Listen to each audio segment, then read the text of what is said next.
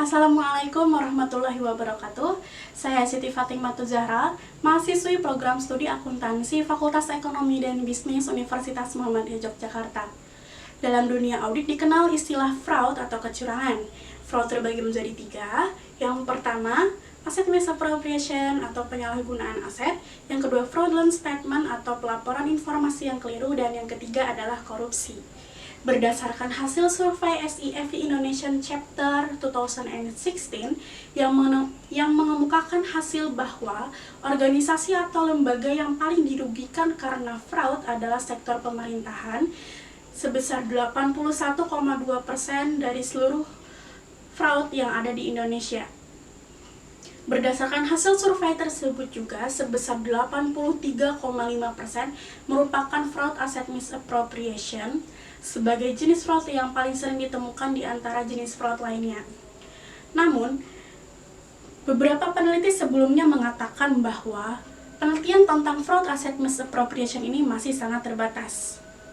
Bicara mengenai fraud, terdapat sebuah penelitian yang dilakukan oleh George L. Fousinas yang menghasilkan sebuah teori alasan mengapa seseorang melakukan fraud.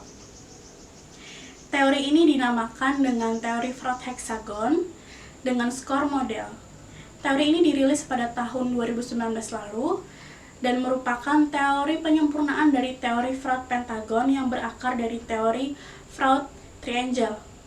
Berdasarkan teori tersebut, saya menggunakan financial satisfaction, kompetensi sumber daya manusia, political skill, integritas, efektivitas, pengendalian internal, dan moralitas sebagai variabel independen dan fraud asset misappropriation sebagai variabel dependen dalam penelitian saya. Penelitian ini merupakan penelitian kuantitatif dengan jenis data primer yang diperoleh dengan melakukan survei kuesioner.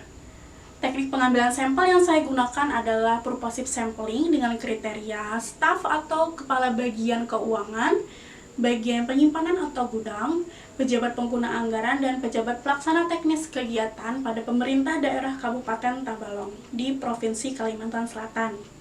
Dengan ini, saya mengajukan usulan penelitian yang berjudul Pengaruh Financial Satisfaction, kompetensi sumber daya manusia, political skill, efektivitas pengendalian internal, integritas dan moralitas terhadap fraud asset misappropriation dalam perspektif teori fraud hexagon, studi empiris pada pemerintah daerah Kabupaten Tabalong.